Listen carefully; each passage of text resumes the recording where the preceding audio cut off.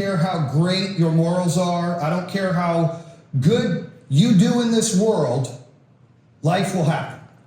It just happens. It doesn't matter what kind of things you do right in this world, or what your vision is, or how much hard work you put in. Life fucking happens. It does. You don't expect it. Right? I built, like Dan said, and thank you for the welcoming, Dan. I appreciate it. Dan's one of the best guys. Give it up real loud for him real quick. Come on. One of the best guys on the planet. But when life hits you, when you think things are going great, and I built 3 companies with great exits, and then all of a sudden I built this other company, Power Home Solar, which turned into Peak Energy. I never expected. I didn't finish high school. I didn't go to college.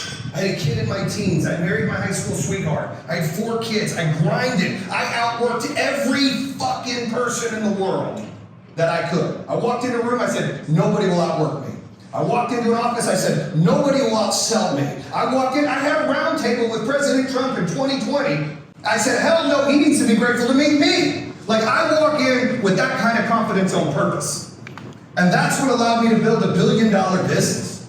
Where we went raising, we did a minority capital raise in 2018 for $25 million.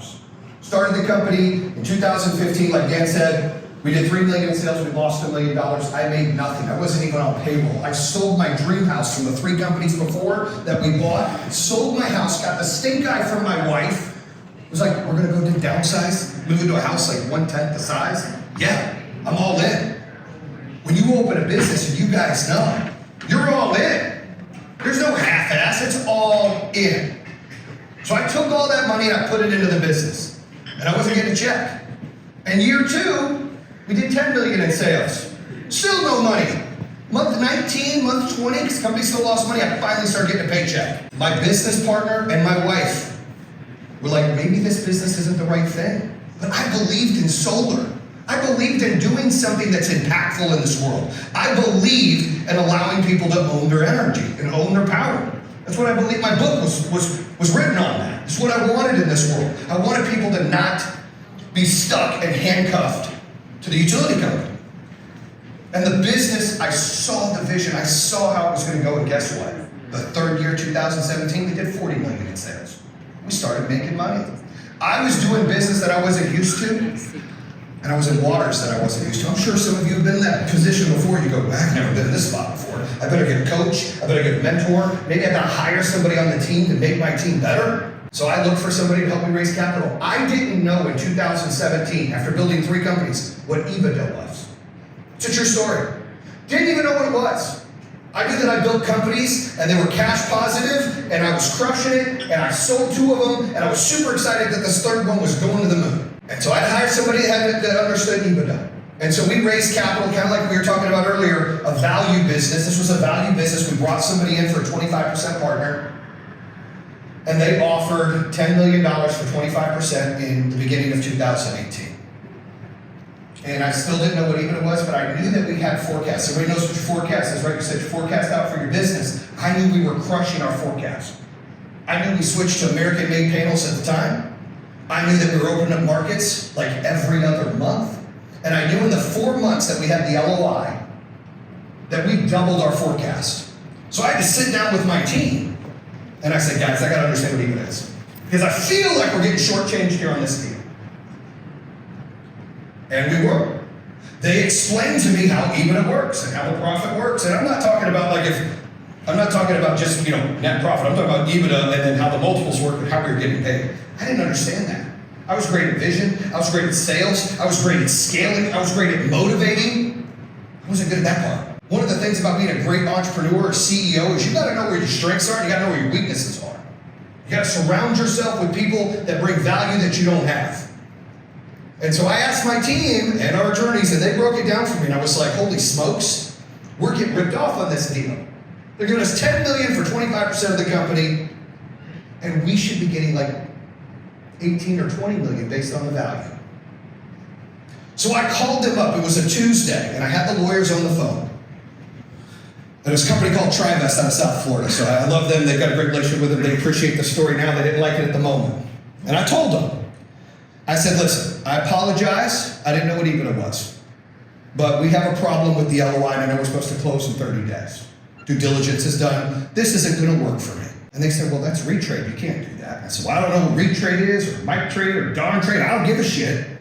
The deal ain't working. It doesn't make sense to me. We don't need the cash now. We're at a place in our business that we don't need it. We don't have a signed contract. We have an LOI. They said, well, that's kind of like a signed contract. I said, it's not. I said, let me ask you guys something. You see that I'm doubling the forecast, correct? Yeah. What if I was hitting half the forecast?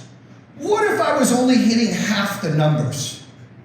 Would you pay us less? Yeah. Well, then we've got a problem. You're going to have to pay us more. It's Tuesday. I'm going to Disney World, Universal Studios with my family. You got till Friday. Click. True story. Friday comes, I'm at Universal Studios. Don't know how the hell this happened. They know where I'm at. A package shows up. I open the package, bottle of Dom Perignon, and an offer of $15 million for 25%. They met me in the middle. They split the baby, signed the deal, super jacked. Got my first liquidity raise. Now, most of that money went to the business. I was able to pull a few chips off the table. But we grew the business then from doing $40 million in 17 to doing $105 million in 18, to doing $300 million in 19, to doing $390 million in 20, to doing $621 million in 21. With $1 billion valuation, and we were going then to take them out in a good way, let them get paid 25 times their money, and we had an opportunity to take this company public in a reverse merger. Basically, somebody that already de-SPAC'd the year before had $350 million on their balance sheet. See, I kind of know what I'm talking about now. I didn't then. And we were going to take this public. We had $100 million dedicated to our employees, and everything was great. We had a product liability issue. We had almost 40,000 customers, and half our customers had a product called Generac. You guys probably aware with them with their generators. Well, they got in the solar business. They got in the solar business the wrong way. In 2020, right before COVID hit, we were getting ready to start selling batteries. And they hit us up and they said, hey, we would love to partner with you guys. We see you all over TV. We saw that you installed solar on 5 NFL stadiums, 1 Major League Baseball stadium, 1 college stadium. We're all in. You guys are it. We want to partner with you. And I was flattered. I was like, who the hell is Generac? I didn't even know it in 2020. You know, I'm like a racehorse. I don't pay attention to everything else. I focus on making myself better, my business better every day. So I didn't know who they were. But I knew they were a $12 billion public company. And I knew that they wanted to throw some marketing dollars at our business. And so we looked at it, we entertained it. They bought a company called Pica. They assured us the products were the best in the business, and we partnered in 2020. And we started crushing it. Because what happened in 2020? COVID. People working from home. And guess what people wanted when they worked from home? Solar with batteries, because they didn't want to pay the utility company all this money. It was like the perfect storm. And we were crushing it. And 2021 came, and we're like, hey, let's get TriVest out. Let's take some chips off the table. We started looking at private companies, and that's what we had. I did over 200 presentations. We had 54 offers. 52 of them were private. 2 were public for over $1 billion. We ended up signing the public deal. We were supposed to close in July 2022. As we went into the new year, we elected to change our name from Power Home Solar to Pink Energy because we were thinking bigger. We were going to be a public company. We wanted to be power, home, and solar. So we went Pink Energy. Like, this is unique. We'll do it on Earth Day. It's inviting. It's warm. It's innovative. Let's go. We were jacked. I was taking CEO classes to be a public CEO. Like, I was ready. And in that, you're handcuffed. When you're a public CEO, there's things you can do, and there's things you can't do. And I'm pretty real and raw. Like, I say fuck a lot. Like, a lot. And I get pissed fast. I go 0 to fuck. Like, that's my temper, okay? I'm sorry, it's just who I am. But I'm a fighter. That's what I believe in. I fight for what I think's right. I believe in integrity. I believe in honor. I believe in never leaving your team behind. I believe in doing what's right for the customer, doing what's right for the brand. That's just who I am. I didn't go to college. Nothing wrong with that. I didn't go to school and someone handed me an MBA and say, this is how you run a company. I fucking had to do it from the beginning to the end. I had to learn every position. And so when I walk into a room, there used to be times I would be intimidated to walk into a room with college grads, business degrees. Now I'm like, no, hell no, I built $1 billion business. I don't give a shit what school anybody went to. I've got hard knocks. I built multiple companies from the ground up. I know all the positions, which makes me think, wow, I know how valuable it is to have people have education to teach you certain things and to build your team around and to not be Superman, but to be the Avengers. Because a team wins a lot more than an individual. We had this product liability issue. It says right here, 2,400 employees, 40,000 customers, and $400 million lost. When our company ended up closing, we had this issue with Generac, and I want to get into the details of it because it is long and that'll heat up the whole conversation. But pretty much they sold us an apartment we were installing they assured was good. 2 houses caught on fire. We're asking them what the hell happened. They said a firmware update. Think if you had a Tesla and Tesla goes, here's your update. Something like that for the solar panels. There was a thing. And what it did is it shut part of their system off. Didn't tell them, didn't tell us. And here's our consumers every month thinking the solar is being produced. It's not. They're paying their loan bill and their power bill getting upset. They're not getting upset at Generac. Generac didn't sell them the solar. Generac didn't install them the solar. It was us. So we went from this high reputable company with over 2,000 employees going public, $620 million in revenue in 2021, 40,000 customers, 5 NFL stadiums, an A+ with the BBB for 8 years straight, to crashing and burning, losing $190 million in 2022, closing the company. I had to lay off. This was my 3rd company. I built companies and never had to lay anybody off in my life. Ever. Never had to lay them off one time in our life. Ever. Ever. I literally fired people. I have an 80-20 rule. Like, I believe 20% of my staff does 80% of the work, and the other 60% does the 20%, and the other bottom 20%, I like to churn and burn all fucking year. That's how I am. If you're on my bad list, you ain't doing your job, we're gonna put you on PIP. You can't get it, you're out. Because I'm a big believer of a lot of people that work for people at that bottom 20% just hold everybody else back and they spoil the whole team.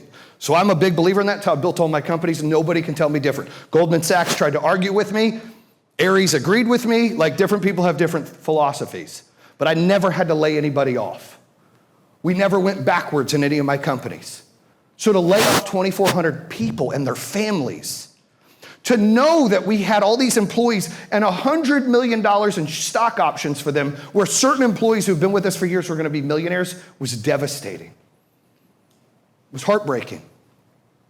It was hard because I was on all the TV commercials. I did commercials with my favorite player, Barry Sanders, in the NFL. He's my favorite person in the world. Did 2 of them with him. Doing all these events, being the face of solar, really, in the US, like just out there polarizing the solar industry and making it such a valuable investment for people to crash and burn. And guess who they blame when that happens? Me. My family got death threats. People didn't want to talk to me. People are like, oh, you ripped these people off? I'm like, are you serious? For 8 years, we had the best reputation in the industry. You think overnight we forgot how to sell solar and install it? You think this is us? We don't make that equipment. Generac admitted during this time when we found out, yes, this is on us, we should have done more due diligence. We ended up suing them for $1 billion before we closed. But the cash just ran out. You know, when you're doing $50 million a month in revenue and you have to convert to fixing people and you're doing 18-month in revenue, the doors close fast. Fast. So we closed. And for 90 days, I didn't know what the hell I was going to do in life. I was struggling with an identity crisis. You know, during the time of running Power Home Solar / Pink Energy, you know, the FBI shows up at my house and tells me and my wife 3 days before Christmas, we're getting ready to go to Florida. Hey, I'm sorry to tell you, but there's been a call to one of our field agents. There's a bike gang that actually put a hit out on you for this Pink Energy stuff. My wife's freaking out. She has PTSD. She grew up where her dad went to prison when she was 9 from the FBI because her life is way worse than mine could ever be. But she's a fighter. That's why I married her. She's a fighter, right?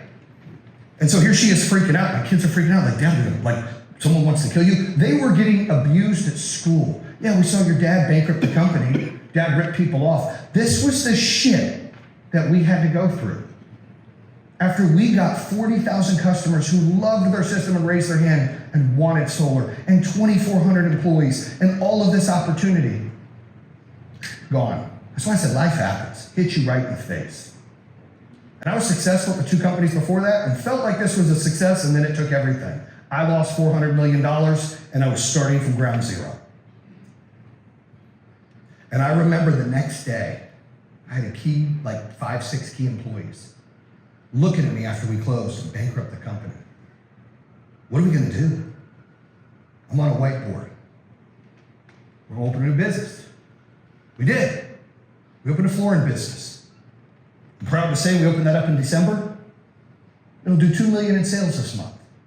It's only been open 9 months. Did it like that, got these guys involved, opened a flooring company.